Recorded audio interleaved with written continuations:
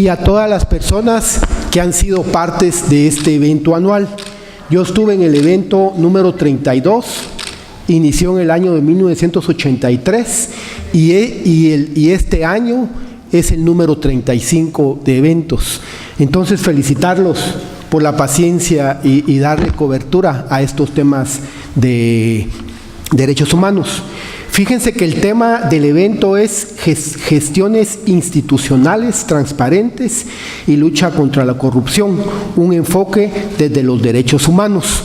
Y dentro de los objetivos que se plantearon, que son los términos de referencia, hay 3 objetivos.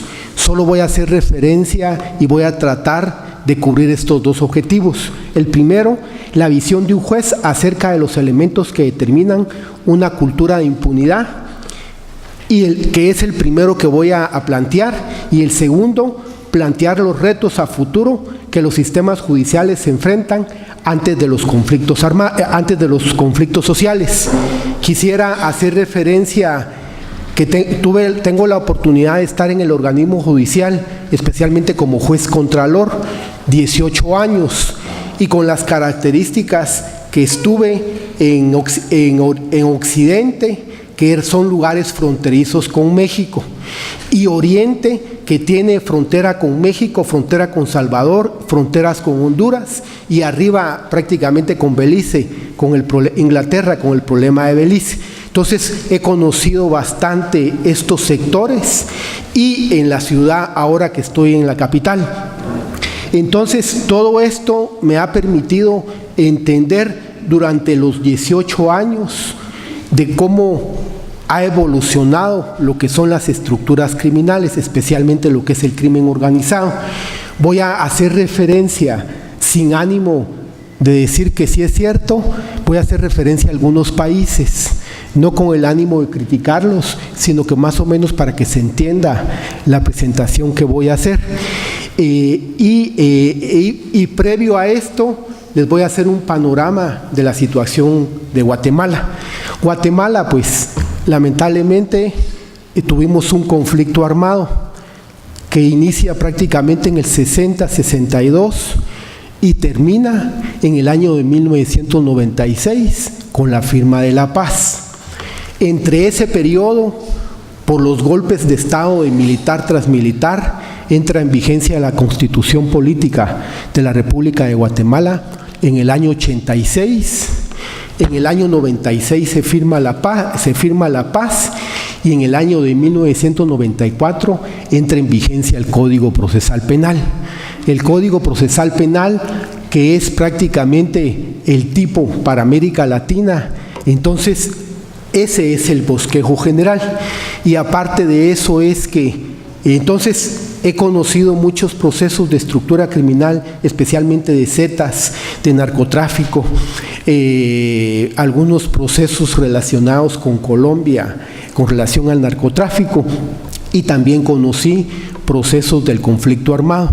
Estuve en el proceso de genocidio, el famoso proceso de genocidio, el proceso de la quema de la Embajada de España, el proceso de Serpur-Sarco, que es un proceso que me ha llamado la atención porque salió un poco del esquema del conflicto armado, y así algunos procesos. Y en el año de del 2015, que se inician algunos procesos, especialmente de corrupción. Fíjense que los procesos del conflicto armado, el procesar o abrir procesos en contra de militares, generó mucha inestabilidad, especialmente el proceso de genocidio. Pero cuando se inician los procesos de corrupción, la característica de estos procesos es que están involucrados los mismos militares. El proceso de genocidio, por ejemplo, se sustanció estando Otto Pérez Molina como presidente, que estuvo en el conflicto armado y era de inteligencia militar, que es el Partido Patriota. Entonces, más o menos este es el bosquejo a nivel general, para que más o menos vayan entendiendo un poco el panorama. Y quiero hacer referencia a este tipo de procesos. Fíjense que en el año de 2015, en el 2012, entra el Partido Patriota, Otto Pérez Molina.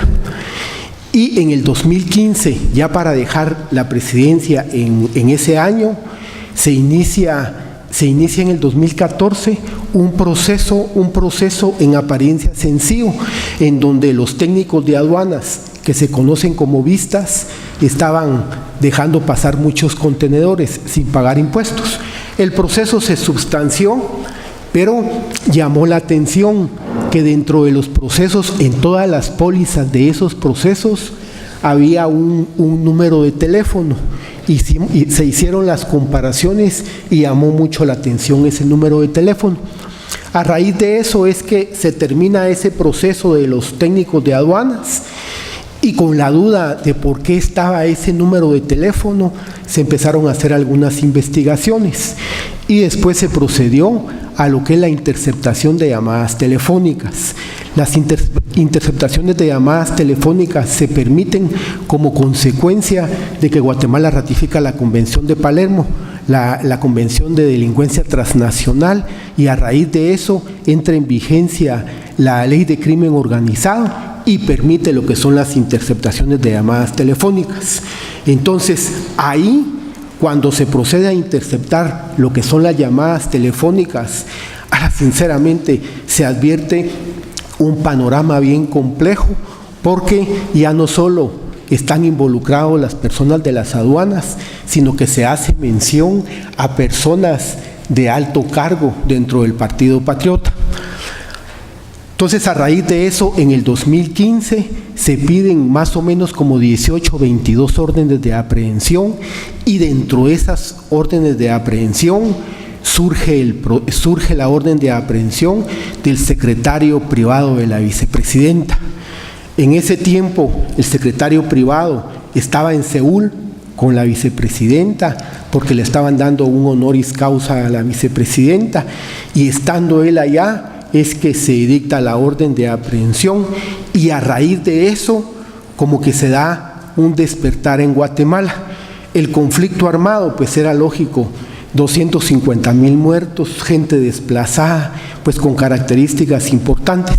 Entonces, después del conflicto armado, manifestaciones cero, ya no hubo nada, pero cuando las personas se dan cuenta de que está el secretario privado de la presidencia, se empiezan a unir, incluso por primera vez las universidades privadas y la Universidad de San Carlos se une, y así es como comienza un movimiento bastante fuerte. Después de eso, y se inicia ese proceso que se le denomina la línea, y ese proceso ya no solo nos quedamos con Juan Carlos Monzón, secretario privado de la vicepresidencia, sino que ya se hablaba de la vicepresidenta y ya se hablaba del presidente de la República. A raíz de eso, y conforme se estaba conociendo el proceso, porque le dieron una cobertura muy fuerte a nivel nacional y a nivel internacional, es que un mes después, en mayo, se obliga a la vicepresidenta a renunciar, y en agosto se pide la orden de aprehensión en contra de la vicepresidenta. Y al mes se inicia un proceso de antejuicio en contra del presidente, declaran con lugar el antejuicio, y también llega el presidente a prestar su primera declaración, siendo presidente, porque el Congreso de la República no le había conocido la renuncia. Así es como tuve al presidente de la República con toda la comitiva, que por cierto es una comitiva bastante exagerada, desde decanes a gente que lo prepara y toda la cuestión, y una gran cantidad de seguridad. Él llega a las 8:30, a las 9 tuvimos la audiencia, siendo presidente de la República. La renuncia la conoce el Congreso de la República hasta las 2 de la tarde, aceptan la renuncia, pero él ya estaba en su primera declaración. Hasta la fecha, él sigue detenido en ese proceso. Entonces, pero se inicia el proceso que se le denomina la línea, y aproximadamente como al mes hay otro proceso. Bueno, entonces el problema que se da es que en el proceso la línea se encontró cantidad de evidencia. Ya se pueden imaginar qué son computadoras, qué son tabletas, qué son teléfonos. Y como lamentablemente todas estas personas todo lo tiene documentado. Y así es como cuando se secuestran todos los equipos, es cuando se empieza a ver un panorama, pero muy extenso, e involucra a todas las autoridades de gobierno. Al mes hago referencia, hay un proceso que se le denomina ICS-PISA, el Instituto Guatemalteco de Seguridad Social. Es como decirle que los empleados, los trabajadores de Guatemala dan un porcentaje al ICS y un porcentaje del Estado, y es la cobertura social de cuestiones. Pero ese proceso inicia, ¿por qué inicia el proceso? Porque hay problema con el tratamiento de diálisis peritoneal. Las personas con enfermedades terminales que tienen que tener constantemente medicina, porque si no, pues pueden fallecer. Entonces el problema que se da en el ICS es que ellos cambian a la empresa que está dando ese servicio por cuestiones de soborno, y está documentado que más o menos recibieron como soborno más o menos como $160,000 solo por cambiar la empresa. Y a raíz de eso, al poco tiempo, porque lamentablemente es una empresa que se denomina PISA, pero es una empresa sin mucha experiencia, y el problema es que les cambian la medicina, y a raíz de eso mueren muchas personas. Entonces así es como se abre el segundo proceso de estos, que se le denomina ICS-PISA, y en este proceso tiene características importantes. En el proceso de la línea ya tenemos al presidente, la vicepresidenta y todos los cargos hacia abajo, pero en el caso del ICS, como es una junta directiva, la preside el presidente del Banco de Guatemala, el decano de la Facultad de Medicina, o sea, la junta directiva está integrada por ellos. Ya se imaginan tocar al Banco de Guatemala, tocar a decanos, y así incluso a los relacionados con los sindicatos también, y ahí se pidieron 18 órdenes de aprehensión. Entonces ya se imaginan las características de que está tomando ese el segundo proceso. El tercer proceso es que se le denomina redes con relación a corrupción por obras del Estado, y el cuarto proceso, se han abierto muchos procesos, pero el cuarto proceso es el que se le denomina, el que el Ministerio Público le denominó cooptación. En este proceso de cooptación, en la primera declaración, tuve aproximadamente 60 sindicados, desde presidente, vicepresidenta, todos los ministros. Los que no estaban ahí están en el extranjero, como Sinibaldi, la esposa de una persona dueña de canales de televisión. Se pidió la orden de aprehensión y tuve más o menos 60 sindicados. Estaba prácticamente todo el partido de gobierno, financiamiento electoral ilícito y contratistas. El proceso, pues, con niveles demasiado altos. Solo en la primera declaración me duré prácticamente 3 meses, solo para la primera declaración. Ya se pueden imaginar de qué proceso les estoy hablando. Si no existían medios de investigación físicos en hojas, sino que los medios de investigación se les dieron en memoria, y para que cupiera toda la investigación se necesitaba una memoria de aproximadamente 85, 90 gigas. Hubieron abogados que mandaron a imprimir toda la investigación, y más o menos gastaban como 120,000 quetzales solo para los medios de investigación. Cantidad de medios de investigación. Entonces, esto son parte de los retos que voy a hablar, porque lamentablemente los códigos procesales penales, no solo el de Guatemala, sino que de América Latina, los plazos los tienen muy cortos. En el caso de Guatemala, cuando se detiene a una persona, tiene 6 horas para hacerle ver el motivo de su detención y 24 horas para una primera declaración. Ya se pueden imaginar cómo justificar tener presa o detenida a una persona 3 meses sin ningún auto de prisión preventiva.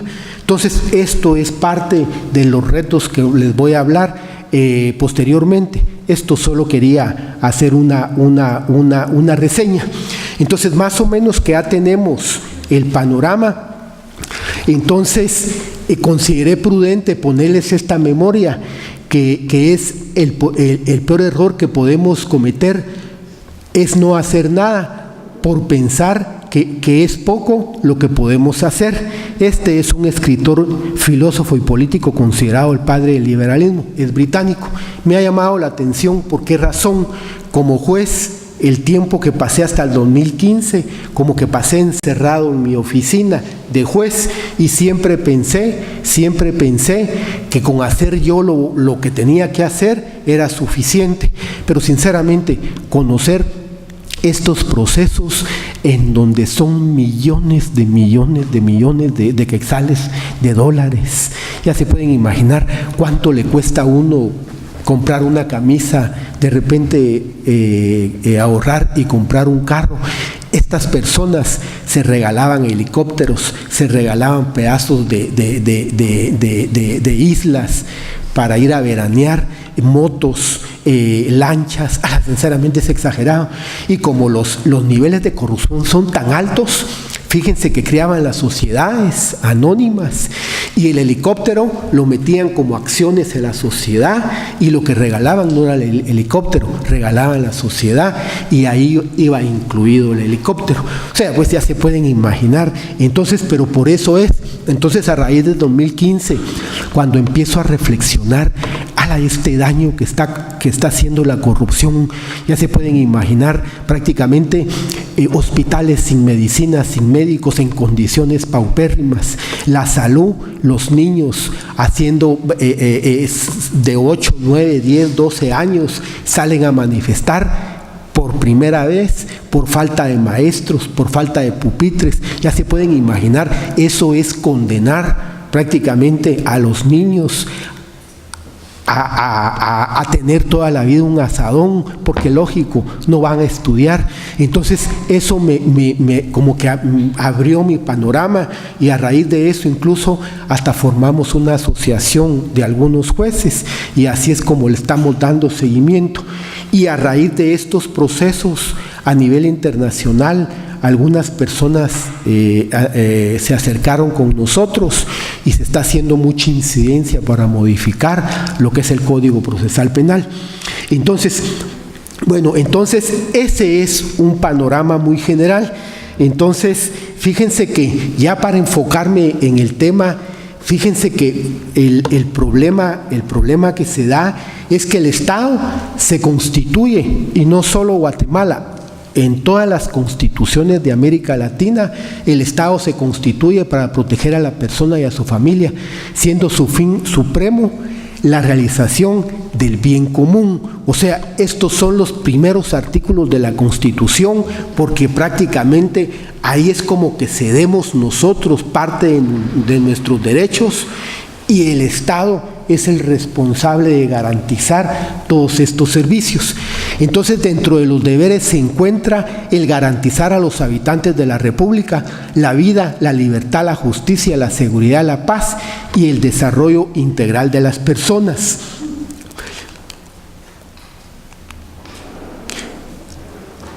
Sin embargo, la realidad sociojurídica, en este caso guatemalteca, y por qué no hablarlo de América Latina, demuestra que se está ante una normativa de carácter supremo que se encuentra vigente pero no positiva.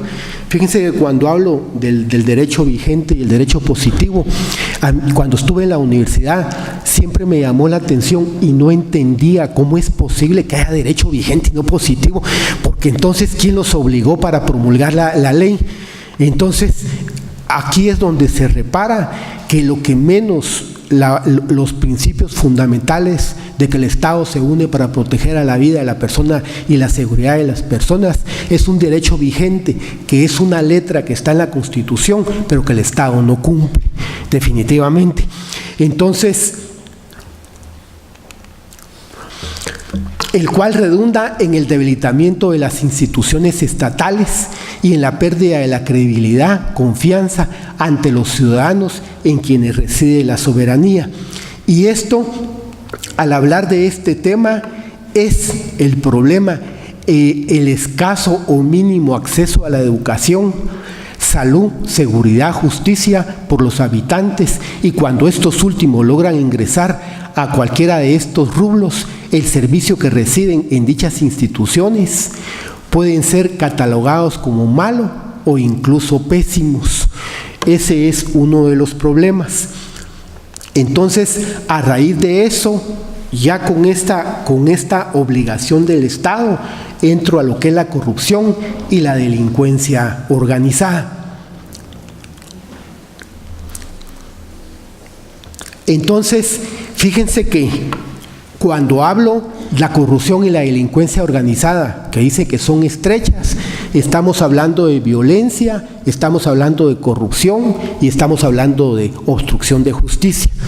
Este término de obstrucción de justicia es un término que usualmente hace referencia a la Convención de Palermo. En esta Convención de Palermo tiene su sentido que haya obstrucción a la justicia.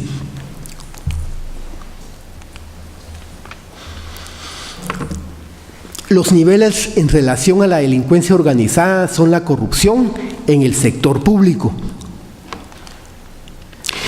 Y aquí nos vamos a meter, así muy brevemente, les voy a analizar algunos niveles con relación a la corrupción. Fíjense que cuando hablamos del soborno, y por supuesto voy a hacer referencia como un nivel, pero no quiere decir que se dé en la actualidad, porque sí se da. Entonces, el primer nivel, soborno y cohecho. Primero, ofrecer, otorgar a una persona en particular cualquier tipo de bienes a cambio de la realización o no realización de un acto.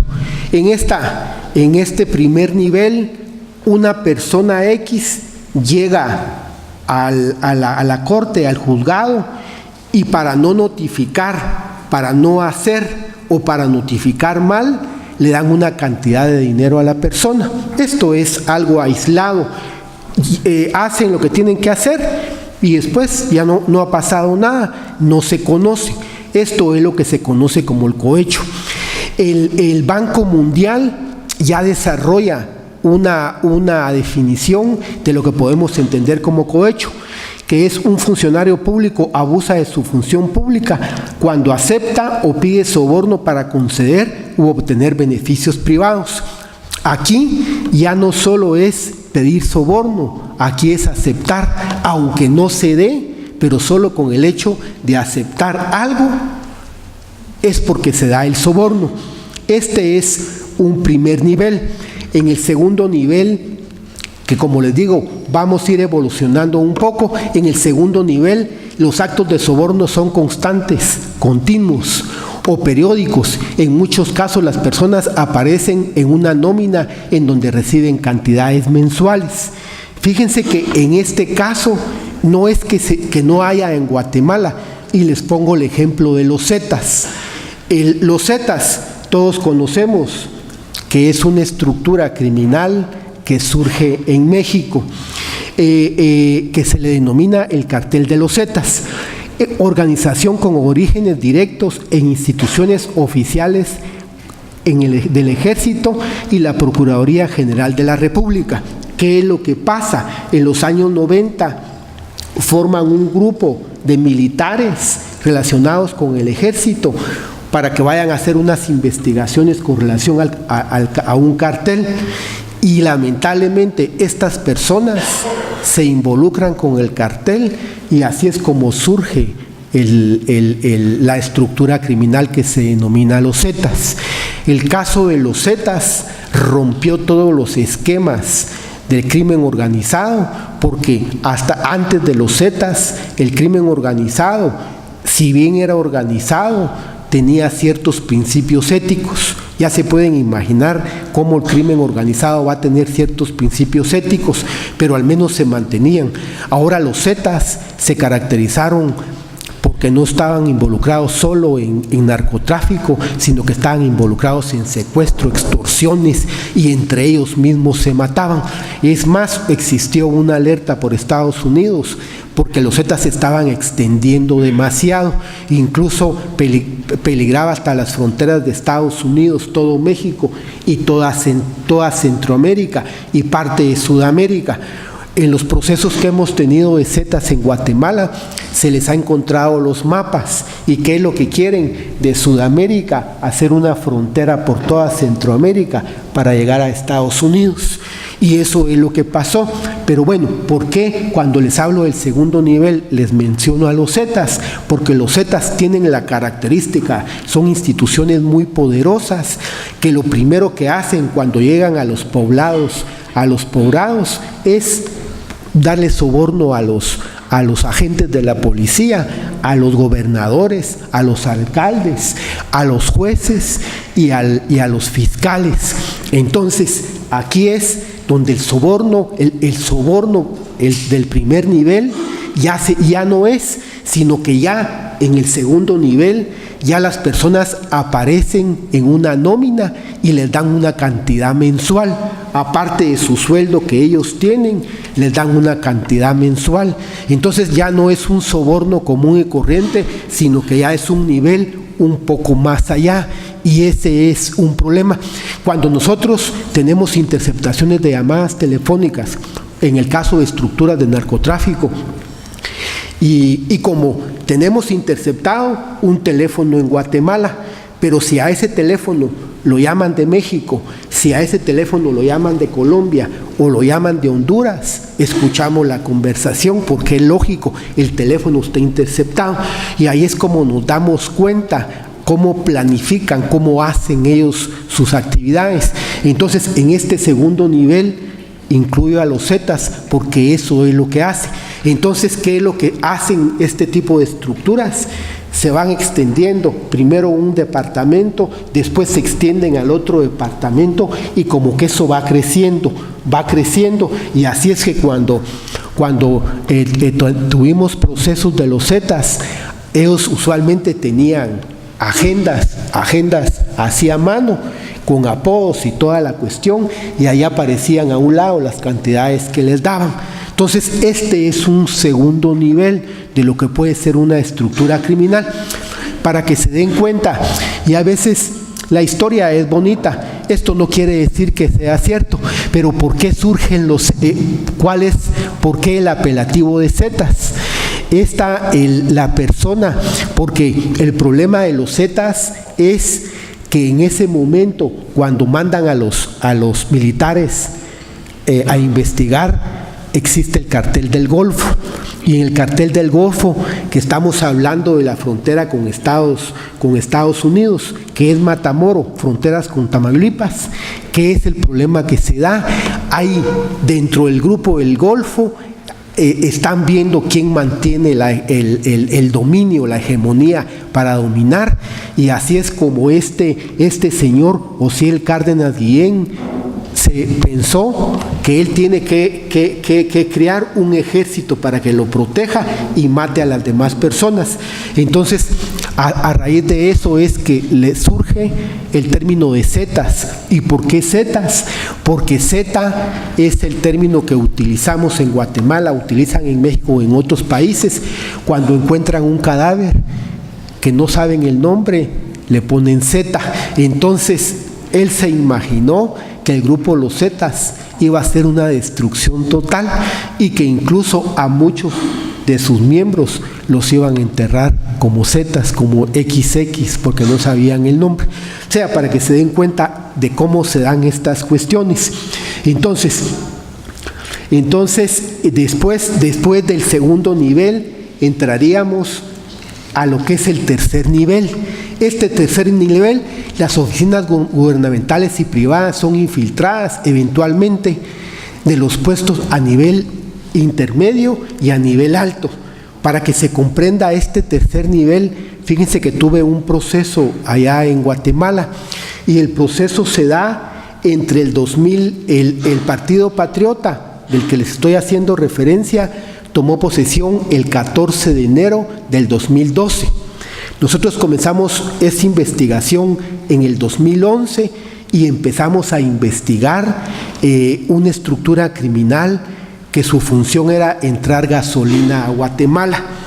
En ese tiempo se daban los problemas de Venezuela, que Venezuela les estaba dando gasolina a muchos países a precios menores y como deuda externa. Entonces, ¿qué era el problema? Cuando recibían esos países la gasolina, usualmente las ingresaban a los países, especialmente Guatemala, gasolina de El Salvador y gasolina de México. Pero esto me llamó la atención, ¿por qué? Porque teníamos interceptados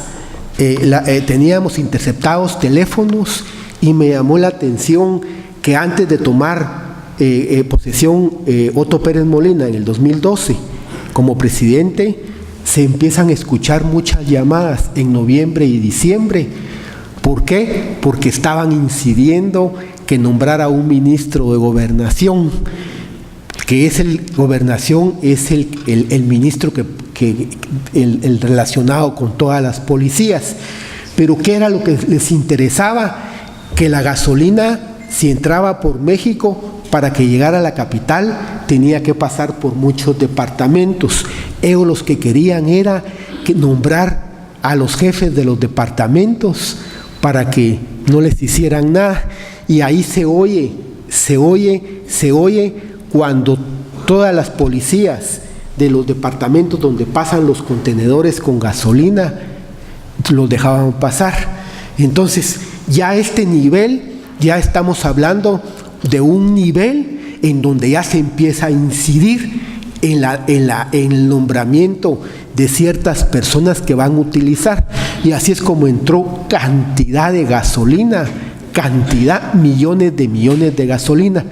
Fíjense que me llamó la atención, y para que nos demos cuenta de los niveles, fíjense que recibí un informe de la Superintendencia de Administración Tributaria, SAT. La SAT es la oficina encargada de los impuestos, y fíjense que en ese momento estaba ingresando aproximadamente el 60% de gasolina que se utilizaba en Guatemala. El 60% era contrabando. Ahora ya se pueden imaginar de qué cantidades estamos hablando. La gasolina es uno de los productos allá en Guatemala que tiene impuesto y todavía paga otro impuesto, y las carreteras, como tienen que pagar carreteras también por los contenedores, o sea, paga demasiado impuesto. Ya se pueden imaginar el 60% que prácticamente se consumía en Guatemala. El 100%, del 100% que se consumía, el 60% no pagaba impuestos, era de contrabando. Entonces este tercer nivel, ya estamos hablando de nivel un poco más alto, inciden para que se nombre en los cargos a ciertas personas. Y aquí entraríamos al cuarto nivel. Este cuarto nivel, aquí en este cuarto nivel, prácticamente ya se le denomina una captura del Estado. Entonces, en este cuarto nivel ya salimos de una corrupción administrativa. Es corrupción, pero no los niveles de la captura del Estado. Entonces, las instituciones gubernamentales de decisiones públicas a nivel nacional son intervenidas por individuos o grupos de personas para obtener beneficios de corto y largo plazo, principalmente de naturaleza económica, en detrimento del interés público. Entonces, fíjense que en este ya estamos hablando que la acción de individuos, grupos en el sector público o privado que influyen en la formulación de leyes. Ya salimos de los tres niveles, ya ahí Ya se meten al Congreso de la República de Guatemala, ya empiezan incluso a incidir tanto que ya nombran jueces, ya nombran fiscales. O sea, ya se imaginan, salimos de un soborno común y corriente, ya ahí ya no tienen necesidad de sobornar, porque las personas que llegan a los cargos ya les pertenece y ya ellos hacen. Por eso es que cuando hablamos de captura avanzada del Estado, estamos hablando de una corrupción a gran escala, prácticamente una corrupción sistemática, que este es un cuarto nivel. Reitero que ya salimos de una corrupción administrativa y como que los pasos o los niveles, ya estamos hablando prácticamente de instituciones que ellos ya están dominando. El quinto nivel, salimos de una captura del Estado y nos metemos a una captura avanzada del Estado. Las instituciones del Estado son tomadas de afuera hacia adentro por personas individuales y jurídicas. Como les digo, aquí ya estamos hablando de una corrupción sistemática, una corrupción a gran escala. En este nivel, en este cuarto nivel, una de las características fundamentales, aunque yo les hago la diferencia, no quiere decir que se den elementos en los niveles anteriores, pero aquí ya estamos hablando ya no solo del poder económico que incide para crear leyes, sino aquí ya estamos hablando de estructuras criminales, narcotráfico, trata de personas, secuestro. Entonces ya no solo es el poder económico, sino que en la captura avanzada del Estado ya estamos hablando ya puramente de estructuras criminales. Y el sexto nivel, que este sexto nivel, el término lo dice, reconfiguración cooptada del Estado. Prácticamente en este nivel ya se reconfigura prácticamente todo el Estado y ya estamos hablando por medio de prácticas ilegales y legítimas, se busca una forma sistemática, modificar desde adentro el Estado e influir en la formulación, modificación, interpretación y aplicación de las reglas del juego social y la política pública. Aquí en esta reconfiguración cooptada del Estado ya hay una participación de personas y grupos sociales legales e ilegales. Los beneficios que se persiguen no son solo de carácter económico, sino penal e incluso legitimación legal y establecimiento de alianzas políticas que sustituyen el soborno. Entonces, ya en este nivel, aquí estamos hablando prácticamente que hay una captura instrumental de las instituciones, hay una captura instrumental de la academia, o sea, las universidades, de los medios de comunicación, de la sociedad civil y de los partidos políticos. Entonces, por eso es que se le llama una reconfiguración total, porque aquí prácticamente todas las instituciones tienen un objetivo y el objetivo fundamental es ese precisamente. Entonces, ya aquí, por ejemplo, ya los principios fundamentales de las constituciones de Guatemala o de América Latina, que el Estado se une para proteger a la persona, la seguridad y toda la cuestión, ya se pierde el sentido ese y prácticamente aquí se está legislando prácticamente para un grupo de personas. Ese es el problema. Entonces ya se pueden imaginar, por ejemplo, las elecciones del colegio de abogados. ¿Qué es lo que pasa? Que el colegio de abogados en Guatemala, por ejemplo, participa en la elección de fiscal general, participa en la elección, porque son comisiones de postulación, participa en la elección de magistrados de Corte Suprema de Justicia y magistrados de Sala de Apelaciones y Corte Suprema de Justicia, participan en la elección de la Corte de Constitucionalidad y participan en todas las elecciones. Y ese es el mismo problema de la academia, de las universidades, que ellos tienen representantes para las comisiones de postulación. Entonces, ¿qué es lo que pasa? La elección del colegio de abogados son como que fueran campañas políticas, como que fueran partidos políticos. Entonces aquí ya se reconfigura prácticamente todo el Estado. Entonces ya se pueden dar cuenta de un soborno común y corriente, donde una persona llega a solo que le hagan un favor o que le hagan algún cambio a una resolución, hasta una reconfiguración cooptada del Estado. Por eso es que el término no es original de nosotros, porque sería mentirles. En este tipo, aquí hay estudios, y aquí les traía unos libros. Narcotráfico, corrupción y estados, cómo las redes ilícitas han refigurado las instituciones en Colombia, Guatemala y México.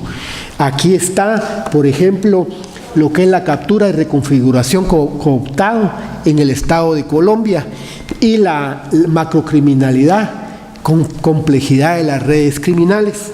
Estos son estudios. Hemos tenido, a raíz de estos procesos, mucha comunicación, especialmente con Colombia. Yo he estado varias veces en Colombia estudiando lo que es crimen organizado. Conozco a mucha gente, pero a raíz de estos procesos ha llegado muchas personas y se han hecho algunos congresos jurídicos de crimen organizado, y a raíz de eso es que estamos entendiendo cuál es el problema de estos temas. Es si a nosotros todavía nos cuesta entender qué son estructuras criminales verticales, estructuras criminales horizontales, hasta llegar a lo que son redes ilícitas. Ya se pueden imaginar, entender lo que son las redes ilícitas. Eso es, sinceramente es increíble. De estos temas no se ha escrito. Colombia ha tenido mucha experiencia en este tipo de temas, y me llama la atención el caso de Perú. Perú ha modificado incluso las leyes, incluso creó un procedimiento complejo, pero de esto voy a hablar más adelante. Entonces ya a este nivel ya hay una reconfiguración. Pierde la visión, el Estado pierde la visión, y prácticamente el Congreso, el organismo judicial, el sentido del organismo judicial nuestro es los dos grupos que se hacen ahí, y en esa cuestión es donde nos metemos nosotros. Entonces ya todas las personas están diseñadas para estas cuestiones. Los procesos nuestros han caminado porque hay la sociedad civil como que está pendiente de todas las resoluciones. Entonces no fácil pueden sobreseer un proceso de esta naturaleza. Entonces ya con estas en este contexto, al explorar la posible relación entre la corrupción y el crimen organizado, se hace casi evidente que el amplio poder económico funciona como una fuerza de corrupción incontrolable. ¿Por qué les hablo de esta cuestión? Porque aquí ya salimos de la corrupción del sector económico y ya nos metemos a la corrupción del mismo crimen organizado. Entonces, como que ya los niveles ya no es solo para una cosa, sino que los niveles, y sinceramente la corrupción del crimen organizado, sinceramente son niveles altos. Fíjense que en el caso de nosotros, no sé si ustedes Estados Unidos pide la extradición de la vicepresidenta de Rosana Valdetti. Ya se pueden imaginar. ¿Y por qué está pidiendo la extradición? Porque el Partido Patriota recibió dinero de los Zetas para la campaña política. Ya se pueden imaginar. Gracias.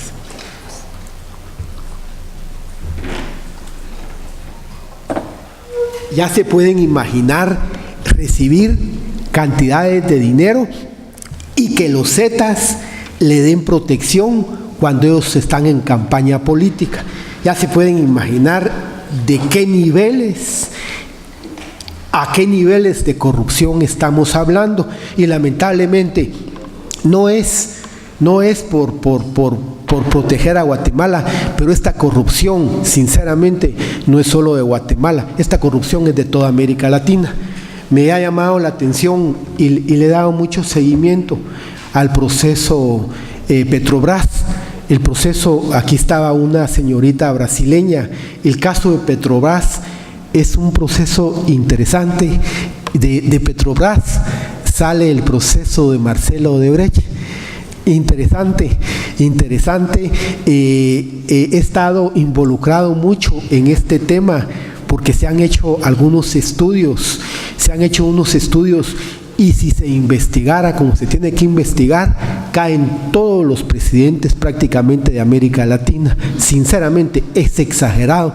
Si se trabaja este proceso en Guatemala, aparte que hay un montón de diputados detenidos, yo les aseguro que tenemos a todos los diputados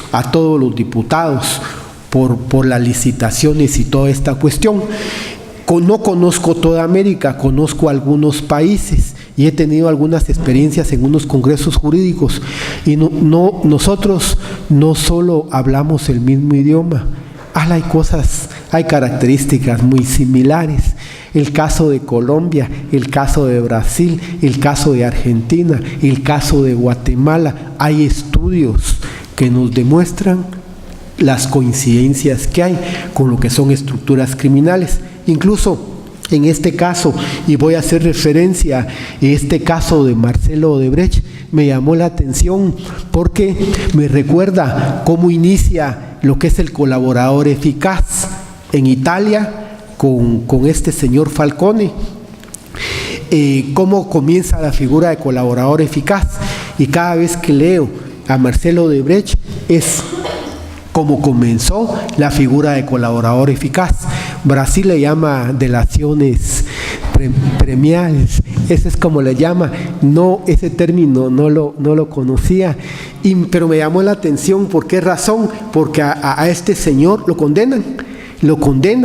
O sea, incluso por ahí he leído algunos documentos que previo a procesarlo, ya se imaginan qué persona con qué poder para manejar toda América Latina, que tenía una oficina solo con cantidades, solo para pagar coimas, como se le denomina. Ya se imagina, y me da la impresión que se le ha de haber hecho un trato de que se quería declarar, se le podía ayudar, y él no quiso. Cuando fue condenado es cuando, y no hay una condena de muchos años, son como 18, 20 años, él decide declarar como colaborador eficaz, como lo llama Brasil, delaciones premiales. Entonces, este mundo es un mundo completamente diferente e interesante con relación a estos temas. Bueno, entonces aquí estaríamos.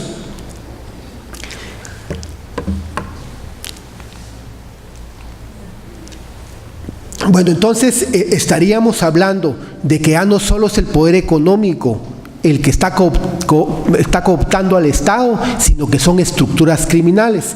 Y como ese dinero es mal habido, ya se pueden imaginar qué no pueden hacer con ese dinero.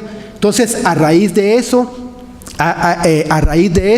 entonces, ya para ir concretando las razones por las cuales el ciudadano no confía en las instituciones estatales y especialmente el sector de justicia, la impunidad reinante de los graves conflictos sociales, violaciones a los derechos humanos, crimen organizado y corrupción. Es lógico que cómo va a confiar la población en los partidos políticos, en las personas que nos están gobernando.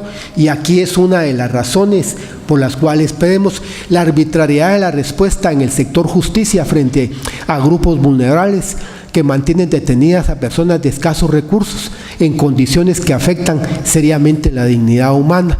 El caso de las prisiones. La prisión no es solo un tema de Guatemala, es un tema de toda América Latina. Si miramos estadísticas de las prisiones de las personas que están detenidas, son cantidades. El caso de Brasil, el caso de Colombia, incluso el mismo caso de Estados Unidos, son cantidad que están en condiciones pésimas. ¿Por qué razón?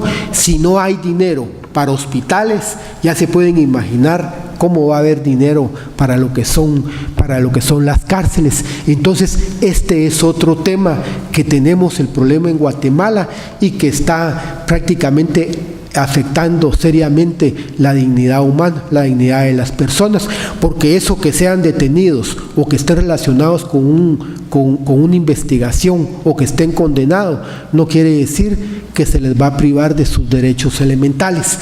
La falta de acceso al sistema no responde a las necesidades de los grupos más vulnerables, especialmente frente a las necesidades de los pueblos indígenas. En Guatemala hay una población muy fuerte de indígenas, un 55-60% están en condiciones completamente abandonadas estas personas. Entonces, esto es otra cuestión que también hay que analizar. Se da un fracaso de los sistemas de rendición de cuentas. Esto debido a que la corrupción se encuentra instalada al más alto nivel dentro del Estado. El caso de la Contraloría General de Cuentas. Ya se pueden imaginar, si les hablara de estadísticas, allá en Guatemala la Contraloría de Cuentas tiene 96 contralores y tienen que auditar 360 municipalidades. Si hiciéramos la proporción, ¿cuánto tiempo tendría que estar? No alcanza para todas. Ese es parte de los problemas. ¿Por qué? Porque no les interesa. Este es otro tema. Es un secreto a voces que la forma de realizar los nombramientos políticos obedece más a criterios coyunturales, casuísticos, de amistad, más que a criterios de capacidad personal o de probidad. De lo menos que hay es personas capaces. ¿Y qué es lo que pasa? Dentro de esta reconfiguración cooptada del Estado, no todas las personas que llegan son parte de la estructura criminal. ¿Qué es lo que pasa? Descogen a los cargos, a los puestos, a las personas menos capaces. Y como no son capaces, ellos mismos se prestan para un montón de cosas. En el caso de un proceso en Guatemala que se le denominó cooperacha, pueden ustedes imaginar que cada ministro tenía que dar un millón para comprar un helicóptero para el presidente. Ya se pueden imaginar, si hiciéramos la cuenta de cuánto gana, ni eso gana en los 5 periodos. ¿Pero por qué razón es así? Porque la gente no es capaz. Entonces, por esa incapacidad se tiene que doblegar, y por eso es entender lo que son redes ilícitas. No todas las personas son parte de la estructura criminal, pero en el momento en que ellos prácticamente se acoplan a todo eso, empiezan a formar parte de la estructura porque ellos están acomodándose. Entonces ya se da una llamada a la persona para que haga o no haga. El caso de las hidroeléctricas, el caso de la extracción de minerales, todo eso es lo que se está dando en Guatemala, se está dando en Colombia, que es un tema bastante delicado. Entonces aquí es donde se da esta situación. Entonces, aquí hay otra cuestión que quisiera que tomáramos en cuenta. Fíjense que otro de los problemas, y aquí comienzo ya con los problemas para concluir. Fíjense que me ha llamado la atención otro tema, y este tema de que en Guatemala pueden ustedes imaginar que en los lugares fronterizos, por ejemplo con México, aquí hay un dueño y en México está otro dueño. Entonces ellos, las estructuras criminales, controlan el paso de todo el producto de un lugar a otro. Y hay veces uno pide órdenes de aprehensión en Guatemala del lugar fronterizo y se pasan a México. Así es como, entonces ahí surgen otro grupo de estructura criminal, y el grupo de estructura criminal que no está involucrado en la estructura, pero como tienen los terrenos, los tienen pegados con México, ellos le cobran le cobran un porcentaje para que pasen la cocaína, y a raíz de eso, al menos en el caso de Guatemala, se han enriquecido muchas personas que no están relacionados con la estructura criminal, pero solo permiten el paso de su casa, de los terrenos estos para México, y así es como se da. Y por supuesto les explico únicamente de lo que es la droga. Estamos hablando de migrantes, así los pasan. Estamos hablando de madera, el caso del petén, de especies de animales protegidas, las pasan ahí. Entonces ahí es donde se da toda esa cuestión, y estos son aspectos que llama poderosamente la atención. Entonces ahí estaríamos, con esto voy a concluir, las gestiones institucionales transparentes, o sea, ¿qué tenemos que hacer los estados? Fíjense que nosotros, y espero, y les hablo con mucha confianza, espero que este evento no sea solo para venirnos a sentar, sino que generar ideas, y esto, sinceramente, las condiciones de nuestros países, las condiciones de Guatemala, son condiciones, pero pésimas. Entonces tenemos que nosotros que hacer incidencia, tenemos que trabajar para mejorar las condiciones de nuestros países, porque es la única forma. Entonces aquí ya a hablar de lo que tenemos que hacer, fíjense que aquí hay un tema que me llama la atención. La muerte de las capturas e incautaciones debe ser complementada con un enfoque que le dé prioridad a la presencia institucional, la recuperación de los territorios y la afectación de las comunidades en las que se asientan las economías ilegales. La presencia de las fuerzas públicas en las zonas de influencia del crimen organizado solo es el primer paso. La ofensiva estatal debe ser respaldada con instituciones que restablezcan los lazos de confianza con la ciudadanía. ¿Qué es lo que pasa con este tema? Fíjense que lo que pasa es, si se va a hacer un operativo, supónganse en un departamento de Zacapa, si solo les van a capturar al narcotraficante y se lo llevan a la capital y no hacen absolutamente nada, dejan peor a la población. ¿Por qué razón? Porque los narcotraficantes son los que les tienen hospitales, son los que les pagan a los maestros. Entonces, si se va a hacer una ofensiva, que sea una ofensiva completa y que empiece a haber presencia estatal, y no solo presencia estatal, se les tienen que dar todos los suministros. Fíjense que me ha llamado la atención, Estados Unidos se ha llevado a muchos narcotraficantes guatemaltecos, pero ha dejado a algunos, y esos algunos se han iniciado proceso en Guatemala. Y fíjense que me ha llamado la atención, tengo dos procesos tengo de una familia que prácticamente tiende a ser dueña de toda Zacapa hasta lo que es Petén. Estamos hablando de extensiones exageradas de tierra, y fíjense que se capturan a las personas, nos las llevamos y comienza el problema para las poblaciones.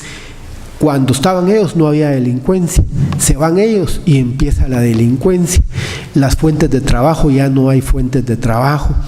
Y fíjense que me llamó la atención, estaba yo en el juzgado y llegó un sacerdote de esa población y me fue a hablar. Él me habló de muchas cosas, pero el tema que yo creo que era el que me quería tocar era el problema de las poblaciones, que dice que están demasiado abandonadas. Incluso me hizo el comentario que cuando estaban los narcotraficantes hasta la gasolina era más barata. Ahora que los capturaron a ellos, la gente se queda completamente a merced de estructuras criminales, y el problema es cuando capturan a una persona, a un capo de contrabando así fuerte, de narcotráfico fuerte. El problema es que se quedan muchas personas alrededor de él, y estas personas, buscando liderazgo, empiezan a hacer unas matazones, se matan entre ellos. Ya se pueden imaginar, salen las poblaciones, se les capturan a los narcotraficantes, pero quedan peor las personas. Y a veces se pregunta a uno, ¿qué es lo correcto? ¿Qué es lo justo hacer? Una incapacidad total de un Estado inoperante, porque esa es la realidad. El Estado es inoperante. Entonces me decía el sacerdote, me decía, pero estábamos mejor cuando estaban estos narcotraficantes. Y dice uno, ¿qué hacer, va? Tienen razón. Y siempre las personas de escasos recursos pagan las consecuencias de todo. Está el narcotraficante, no esté, se les complica su vida. E incluso fíjense que estos narcotraficantes, al menos de los de allá de Guatemala, hasta los servicios funerarios les pagan a las personas. Fíjense que llegó una persona que era de un lugar de estos, que se llamaba La Reforma, y llegó cuando yo estaba en Chiquimula, porque se hizo un allanamiento y se le encontraron dólares. Los dólares, por falta de una buena investigación, se le tuvieron que devolver.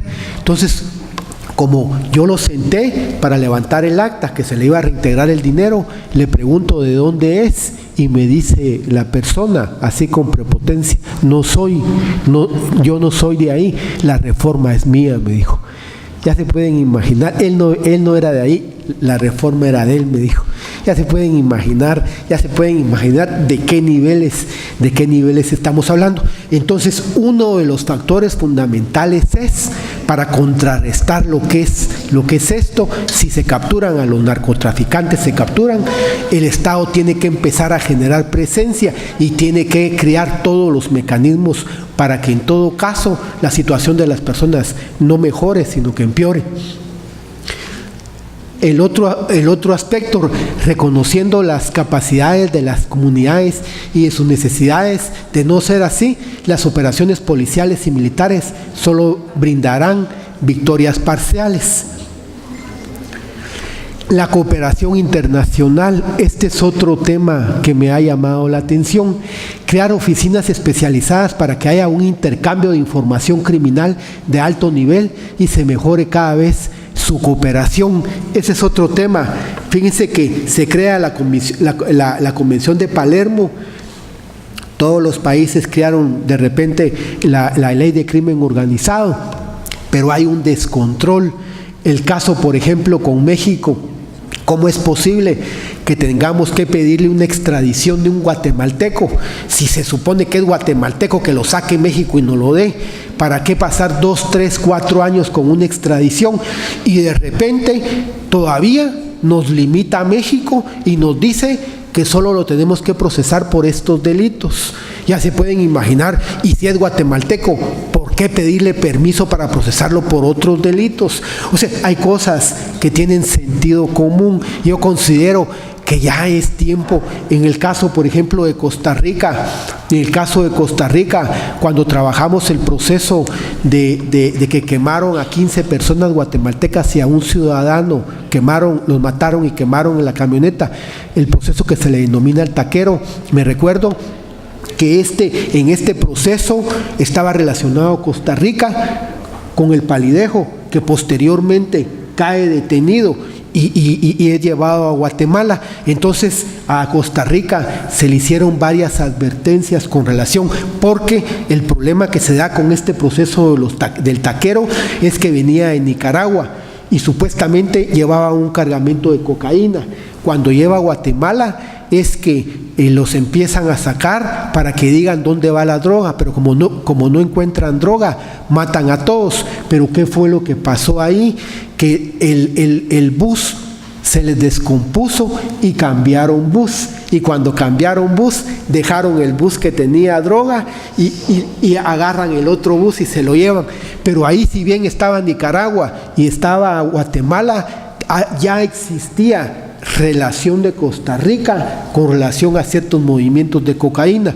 Si se hubiera trabajado en ese tiempo, no hubieran matado a este señor, a este cantante Cabral, porque después este personaje se involucra en la muerte de este Facundo Cabral, creo que es. Entonces, para que se den cuenta, entonces esto es, y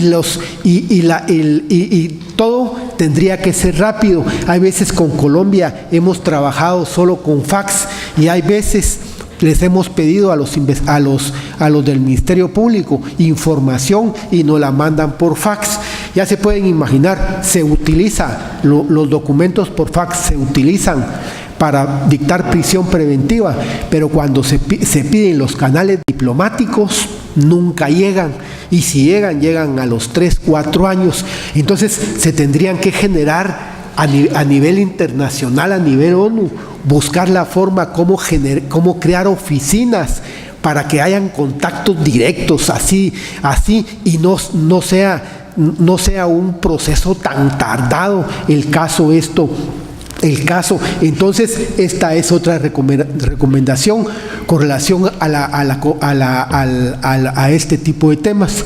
Sí, hay que simplificar al máximo la transmisión de información por fax, correo electrónico y otros medios que permitan la colaboración internacional.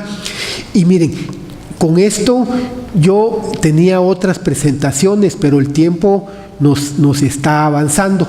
Fíjense que el tema que yo les quería tocar, y con esto voy a concluir, la nueva legislación.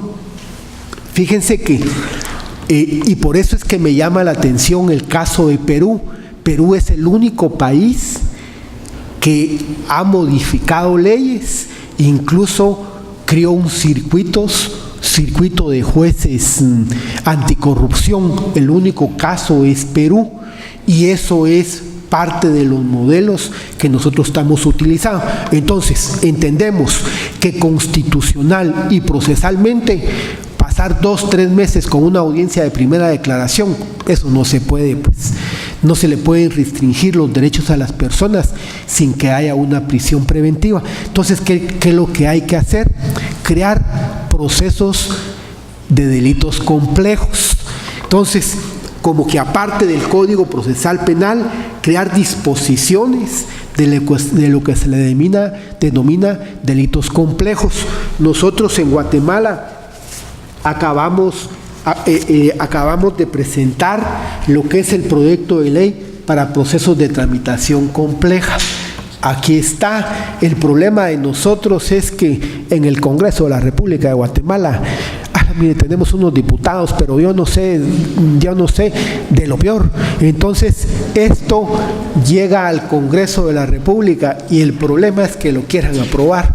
Este es el problema. No obstante, nosotros ya presentamos un anteproyecto y aquí estamos. Entonces, con estos delitos de complejos, ¿qué es lo que pretendemos? Ampliar los plazos.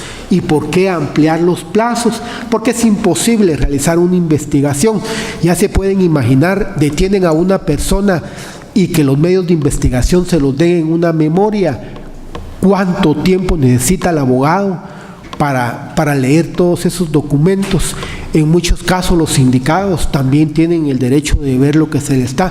Entonces definitivamente no hay tiempo. Entonces aquí lo que estamos haciendo es ampliando los plazos.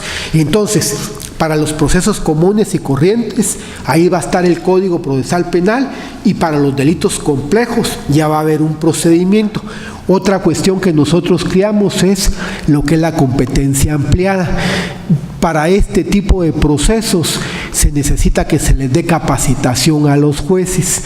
Hablar de crimen organizado, no cualquier persona, sin menospreciar, no cualquier juez, cualquier fiscal entiende este tipo de procesos. Entonces, crear juzgados de competencia ampliada, eso significa que son juzgados que no tienen competencia, que por medio de un procedimiento de la fiscal y la corte le jalen esa competencia y sean esos los que conozcan de los procesos de competencia ampliada, especialmente lo que son estructuras criminales, lo que es narcotráfico, lo que son estructuras criminales relacionadas con los Zetas, lo que es la trata de personas. Miren, es increíble, yo no sé, yo he resaltado cómo es posible que traigan un ciudadano hindú indocumentado, que traigan un árabe indocumentado, si hasta los idiomas no los entendemos. Ya se pueden imaginar de qué capacidad y de qué logística se necesita para traer a un ciudadano de la India y que pase por todos estos países para que llegue al país del norte. Yo me quedo admirado porque a veces no hemos encontrado ni traductores. ¿Y cómo hacen ellos? Y fíjense que, por ejemplo, de la India se van, por ejemplo, pasan por esos países, llega a Colombia. Ahí en Colombia pasan 1 o 2 meses y de Colombia se va a Panamá.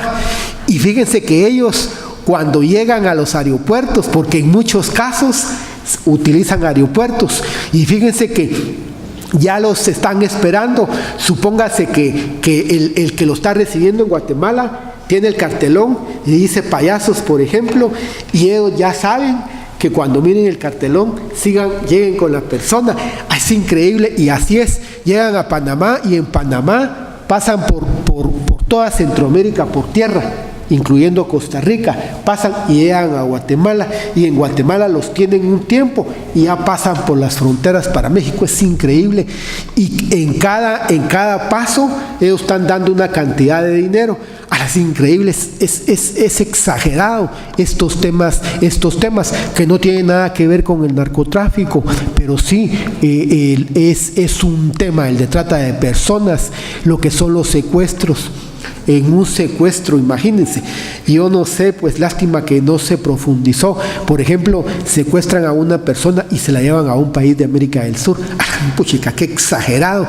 Y así es, y ahí es donde se tienen que tener los mecanismos hábiles, abiertos, y inmediatamente hablar con Colombia, hablar con Panamá, hablar con México y hacer las instrucciones para esta cuestión. Entonces es increíble. Entonces estaríamos hablando, primero, crear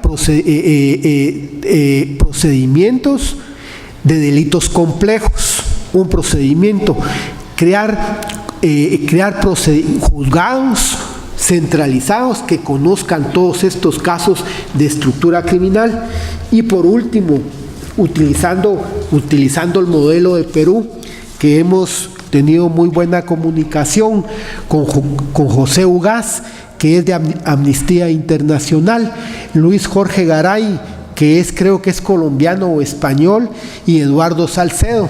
Con ellos hemos tenido muy buena comunicación, y ellos tienen cantidad de libros, pero estos libros, sinceramente, si los pudieran comprar sería excelente. Yo se los voy a mandar por correo porque los tengo electrónicamente. Si los quieren imprimir, los quisieran leer, sinceramente, narcotráfico, corrupción de estados, cómo las redes ilícitas han reconfigurado las instituciones de Colombia, Guatemala y México, sería excelente. Si pudieran, mire, entrar al mundo de crimen organizado, sinceramente, es entrar a un mundo completamente fuera de lo que nosotros conocemos. Incluso yo siempre he pensado que no solo en materia procesal hay que modificar las leyes. Nosotros, con estructuras criminales, el derecho clásico se quedó. Nosotros tenemos que crear ya lo que es la dogmática relacionada con estructuras criminales.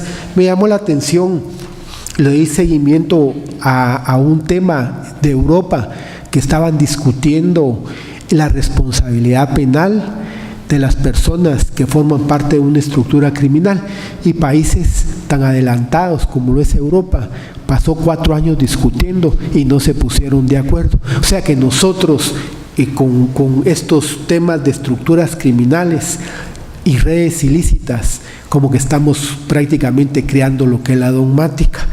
La Corte Interamericana, el caso de la Corte Interamericana tiene unos fallos excelentes, y ellos le hablan del plazo razonable para condenar, y dentro de los 4 elementos que la Corte Interamericana, yo tengo los fallos, los he estudiado, de los 4 elementos que hacen relación al plazo razonable, entre unos hacen referencia a los delitos complejos.